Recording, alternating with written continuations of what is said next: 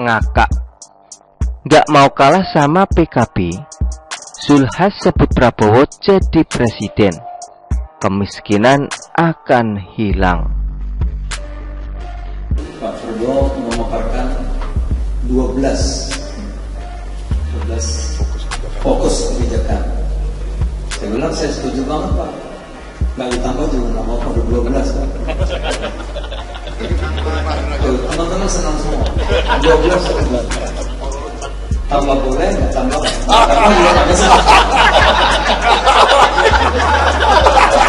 Ini kebetulan angkanya 12 pas. Jadi saya langsung setuju. Kok Pak Prabowo tahu gitu. Habis itu Pak Erlangga tadi mengusulkan, tapi ini belum final. Masa depan bersama kita. Ada panjang lagi. Masa depan bersama kita. Harus setuju Pak Zul. Saya nggak tambah lagi. Jadi dua Kekarian ada Karya juga. Jadi insya Allah paling kurang tadi poin penting 5 tahun saja ya kemiskinan habis selesai insya Allah. Dan 2045 dasar pokok untuk di negara maju 5 tahun saja Pak Prabowo tadi sudah bisa meletakkan di sebelah saya. Saya kira itu bisa. Menjelang pemilu, biasanya banyak banget pihak atau orang yang menjanjikan hal yang menggiurkan agar dipilih oleh masyarakat. Dan janji itu terkadang tidak jauh dari kata gratis. Karena orang Indonesia banyak yang suka gratisan. Sebagai contoh PKS. Menjelang pemilu tahun 2019 lalu, menjanjikan pajak motor gratis dan SIM seumur hidup. Tapi apakah janji politik itu ditepati oleh PKS? Tidak, Ferguson. Seperti di Sumber dan NTP, PKS menang di sana. Gubernurnya pun kader PKS. Gak ada tuh pajak motor gratis di 2 provinsi itu. Artinya, PKS hanya omong doang. Begitupun dengan Anies di Pilgub DKI tahun 2017 lalu. Janji kampanyenya benar-benar menggiurkan. Rumah DP 0, bentuknya rumah tapak dan untuk masyarakat yang berpenghasilan 7 juta rupiah ke bawah.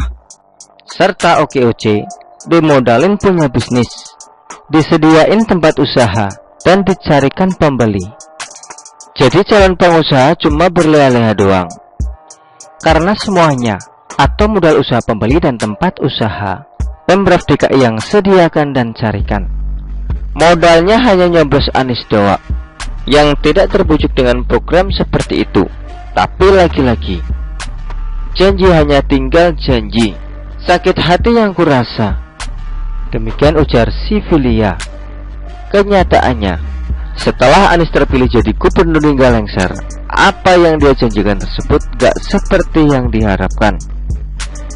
Hingga kedua program unggulannya itu, Rumah DP 0 dan OKOC, bisa dibilang gatot alias gagal total. Seperti tidak mau ketinggalan, PKB juga melakukan hal yang sama, yakni memberikan janji muluk-muluk untuk mendulang suara. Adapun janji yang diberikan itu adalah BBM gratis untuk setiap pengendara motor jika Caimin terpilih jadi wapres. Jadi membayangkannya saja sudah enak banget. Kemana-mana pergi nggak perlu keluar modal untuk biaya transportasi. Cukup pergi ke SPBU, bawa motor BBM-nya hampir habis. Pulang-pulang tangki motor sudah penuh.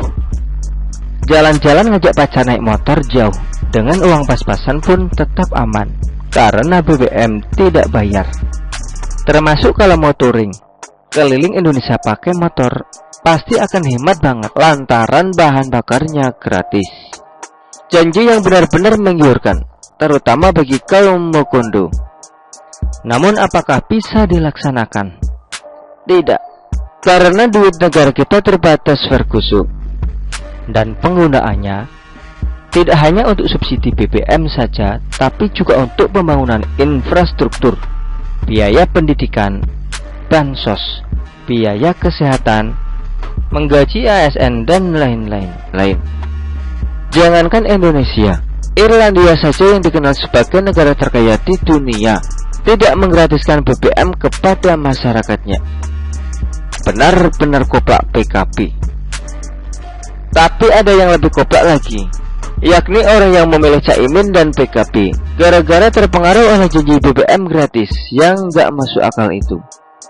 Seakan tidak mau kalah dengan PKB itu, Ketua Umum PAN Zulkifli Hasan tidak kalah gilanya dalam memberikan janji kepada masyarakat, yakni jika Prabowo terpilih jadi presiden, maka dalam waktu 5 tahun saja kemiskinan di Indonesia akan hilang.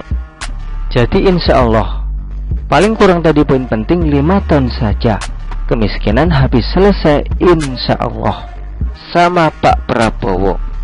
Demikian ujarnya dengan nada sedikit meyakinkan. Ngeri juga janjinya. Hanya dengan memilih Prabowo, orang miskin di Indonesia auto habis. Hanya saja yang jadi pertanyaan di sini, apakah betul-betul kemiskinan di Indonesia bisa dihilangkan total? Tidak, Ferguson. Karena yang namanya orang miskin pasti akan selalu ada di bumi pertiwi ini hingga kiamat tiba. Yang bisa dilakukan oleh pemerintah adalah menekan angka kemiskinan supaya tidak bertambah lewat program perlindungan sosial, dan mengurangi angka kemiskinan lewat pemberdayaan ekonomi masyarakat. Pertanyaannya, kenapa orang miskin tidak bisa hilang? Karena kemiskinan itu tidak hanya soal ekonomi saja, tapi juga menyangkut dimensi sosial, kultural, institusional, dan struktural. Seperti yang sering diucapkan oleh netizen kepada Kadrun, siapapun yang jadi presiden dan seperti apapun sistemnya, kalau pemalas, ya tetap akan miskin itulah. Artinya, orang miskin di Indonesia sebagiannya bukan karena tidak ada peluang, sumber daya alam terbatas, dan tidak dapat bansos, tapi memang karena dasar orangnya tidak mau bekerja. Mau Prabowo presidennya atau Novel Bamukmin, sudah bisa dipastikan orang seperti ini akan tetap miskin itulah. Lagian juga, tidak ada satupun negara di dunia ini yang tidak ada orang miskinnya. Jadi, orang miskin tidak bisa diberantas 100%, bisa dibilang sunatullah.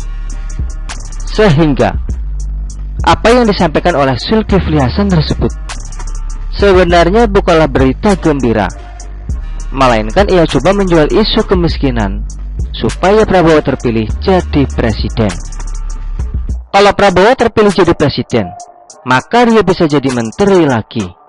Kira-kira begitu maksud dan tujuannya. Begitulah kura-kura. Artikel ini diambil oleh siwo.com dan ditulis oleh Ferry Padli. Bagaimana menurut Anda?